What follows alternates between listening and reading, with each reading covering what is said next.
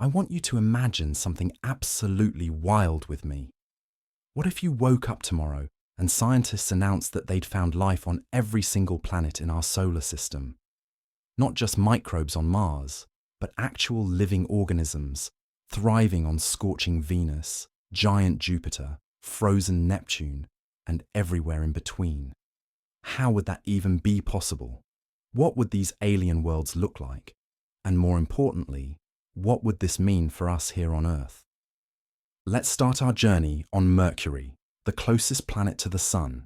Now, you might be thinking, there's no way life could exist on a planet where daytime temperatures hit 800 degrees Fahrenheit and nighttime plunges to minus 290. But life finds a way, right? Imagine creatures living in the twilight zones, those narrow bands between the scorching day side and frozen night side, where temperatures are just tolerable. These Mercury organisms might burrow deep into the rocky surface, emerging only during brief periods when conditions allow. They could be silicon-based rather than carbon-based, with crystalline bodies that can withstand extreme temperature fluctuations. Picture something like living glass, creatures that go dormant in the heat and cold, only becoming active in those precious moments of moderate temperature. Now let's move to Venus, our so-called sister planet. The surface is a hellscape with temperatures hot enough to melt lead and atmospheric pressure that would crush a submarine. But here's where it gets interesting. High up in Venus's atmosphere, about 30 miles above the surface, there's a layer where temperatures and pressures are surprisingly Earth-like. Scientists have already speculated about floating microbes there. But let's take it further. Imagine vast colonies of balloon-like organisms filled with lighter-than-air gases drifting through the Venusian clouds.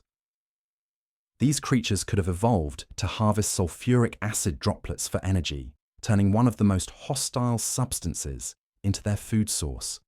They might form enormous aerial ecosystems, with predators and prey all floating in that habitable zone, never touching the deadly surface below. Here on Earth, we already know what life looks like. But if every planet had life, our world would suddenly seem a lot less special, and a lot more like just one variation on an infinite theme. We'd realize that the blueprint for life is far more flexible than we ever imagined. Moving outward to Mars, the red planet. In our scenario, Mars isn't just home to ancient fossilized bacteria. It's teeming with life adapted to its thin atmosphere and frigid temperatures. Think of organisms living beneath the ice caps, in underground aquifers heated by geothermal energy. The Martian surface might host lichen-like organisms that can photosynthesize using the weak sunlight, going dormant during the harsh winters and blooming during relatively mild summers. In the depths of Valles Marineris, the largest canyon in the solar system, protected communities of more complex life might exist, shielded from radiation and extreme temperature swings. These creatures could have evolved transparent or translucent bodies to maximize their absorption of scarce sunlight, making them look like ghostly, ethereal beings against the red rocks. Then we reach the asteroid belt, and while asteroids aren't planets, stay with me because Jupiter is next, and it's a game changer. Jupiter, the gas giant king. There's no solid surface here, just layers upon layers of gas getting denser and hotter as you descend. So where would life exist? Imagine floating organisms, perhaps balloon-like jellyfish analogues, drifting in the upper atmosphere where conditions are less extreme. These Jovian life forms could be enormous, kilometers across, feeding on organic compounds created by lightning storms in the clouds below. They might use hydrogen as an energy source, and could even form complex ecosystems with smaller parasitic organisms living on or inside them. The Great Red Spot, that massive storm that's been raging for centuries, might be avoided by life, or perhaps some extremophiles have adapted to ride the storm currents, using the chaos for dispersal across the planet. Saturn brings us something truly spectacular. Beyond the planet itself, with its similar atmospheric life to Jupiter, we have to talk about its moons. Titan, Saturn's largest moon, has liquid methane lakes and rivers. Life here would be utterly alien. Based on chemistry we can barely imagine. Instead of water-based life, we might find methane-based organisms, things that breathe hydrogen and exhale methane, living in seas of liquid natural gas at minus 290 degrees. These creatures would find Earth's oceans as toxic and hot as we find boiling acid. Meanwhile, Enceladus, another Saturn moon, has subsurface oceans beneath its icy shell, shooting geysers of water into space. Here, life might resemble Earth's deep-sea creatures, thriving around hydrothermal vents in complete darkness. Uranus and Neptune, the ice giants of the outer solar system, are often overlooked, but they're fascinating. These planets have water, methane, and ammonia ices in their interiors, with possible liquid water oceans beneath. Life here might exist at the interface between these layers. Organisms adapted to crushing pressures and strange chemistry.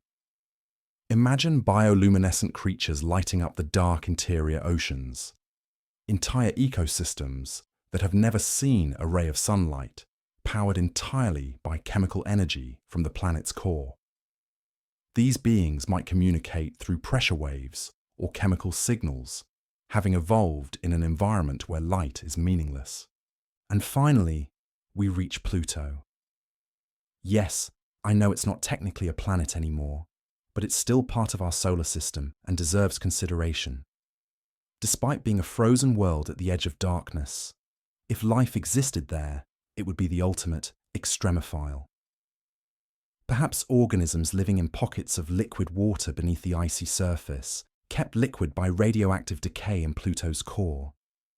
Life here would move incredibly slowly, with metabolisms adapted to the extreme cold, possibly taking decades or centuries to reproduce. Now, let's think about what this all means. If every planet in our solar system had life, it would fundamentally change everything we know about biology, evolution, and our place in the universe. First, it would prove that life isn't rare or special. It would show that given any conditions, even seemingly impossible ones, life can adapt and thrive. The implications for planets around other stars would be staggering. If life can exist on Venus and Neptune, on gas giants and frozen dwarf planets, then potentially habitable worlds would number in the billions just in our galaxy alone. The diversity of life would force us to completely rewrite our biology textbooks. We'd discover that DNA and carbon-based life aren't requirements. We might find organisms based on silicon, ammonia, or even more exotic chemistry. The definition of life itself would need to expand. Is something alive if it reproduces once every 1,000 years? What about entities that exist as pure energy patterns in a gas giant's magnetic field? From a philosophical standpoint, humanity would have to reckon with no longer being alone. Even if the other life forms were primitive by our standards, the psychological impact would be profound. Every culture, every religion, every worldview would need to incorporate the reality of a living solar system. We'd go from being alone in the cosmic dark to being surrounded by neighbors, each adapted to their own unique world. The scientific opportunities would be endless. Studying how life evolved independently on each planet would reveal the fundamental principles of biology.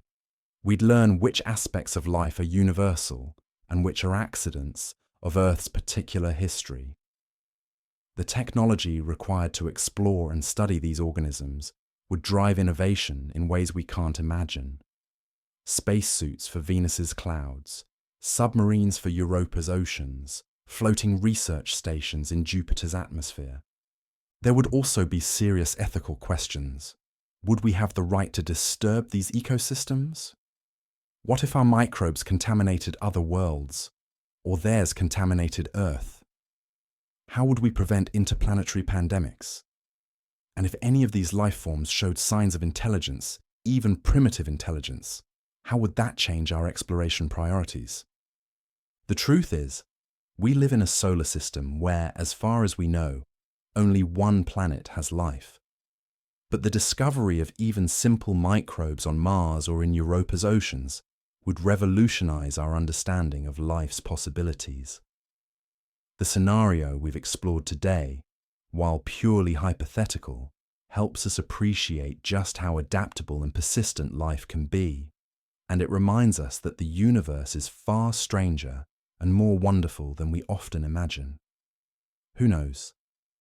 Maybe one day, centuries from now, humans will visit research stations on every planet, studying local life forms and marveling at the incredible diversity that evolution can produce.